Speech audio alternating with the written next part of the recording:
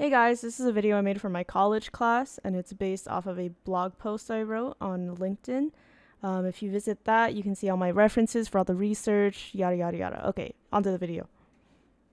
Hey, you want to hear about some malware that could be on your PC right now, but you wouldn't have a clue, and neither would your security software? When I was younger, back in the early 2000s, when the internet wasn't a mainstream thing, I acted like any kid nowadays would act if you just gave them access to your computer. Download malware. And probably a lot of them. Not on purpose, obviously. Kids nowadays get them trying to download a free copy of Minecraft or GTA. I got malware using LimeWire to watch Shrek. Those days, I didn't fully understand the concept of malware. I knew it existed, and my family computer probably had a shit ton of them. But the only notion I could comprehend was they're bad. It wasn't until my first year at SAIT where one of my classes just briefly touched on the types of malware that can exist on our everyday systems. Even though it had nothing to do with the rest of the course, it was probably the one thing I found most interesting about the lecture that day. For the next 2 semesters, I've fallen into YouTube rabbit holes of educational videos of old malware. I watch a lot of videos from the user NationSquid, who covers the history of malware. Finally, upon looking at more malware I could learn about, I discovered botnets, or bot networks. Immediately intrigued by its description of turning PCs into zombies, I now intend to showcase some of my recent research on this type of malware. Firstly, what is a botnet? Short for bot networks, a botnet is a network of machines that are all infected with bot malware, which are all connected and controlled by a central computer utilized by a third party, in most cases a malicious cybercriminal. With this network of infected machines, a cybercriminal can easily deploy cyber attacks to unsuspecting internet users.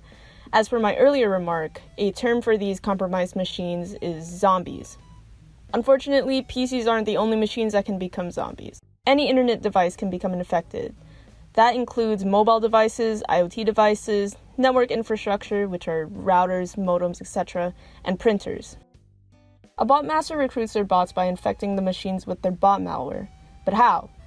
Well, those sketchy websites you visit? Yeah, don't try to deny that you do.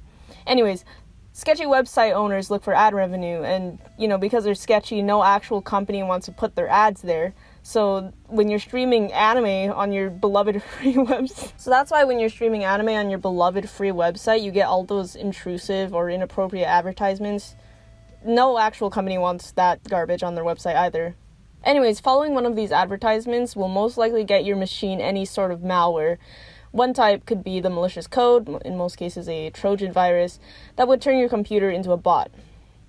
But that's only one method bots can be recruited with.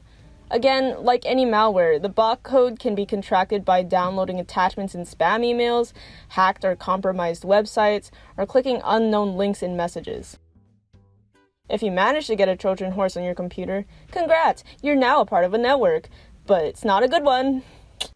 So, knowing what a botnet is, why would a cybercriminal want to use a botnet opposed to other types of malware?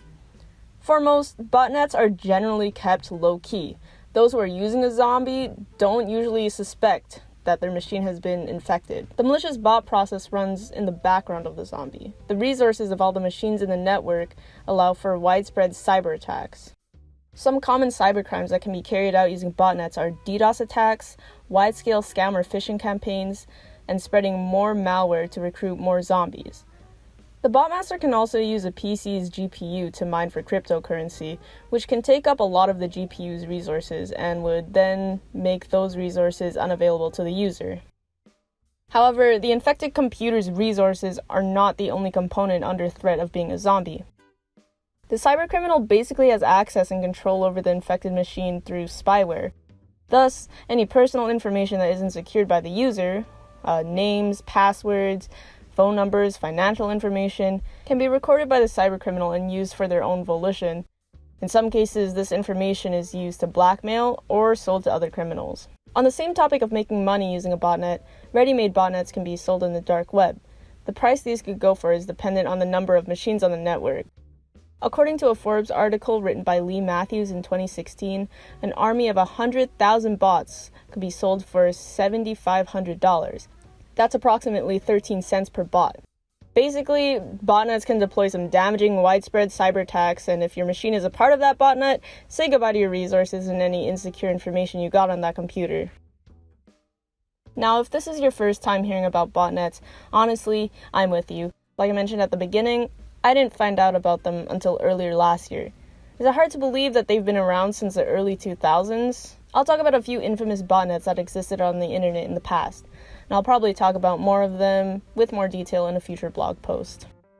To start off, in 2002, Earthlink, an internet service provider in the States, won a $25 million lawsuit against a mass junk emailer. Constructing and utilizing the first notorious botnet, Con C. Smith used the army to send 1.25 million phishing scams through emails on the Earthlink network. The botnet effectively collected credit card numbers and passwords from victims' computers.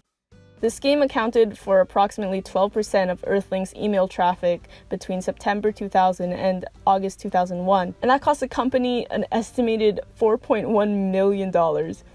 Anyways, man was rich for a while, getting at least $3 million before he got cucked by law enforcement and legal. Imagine.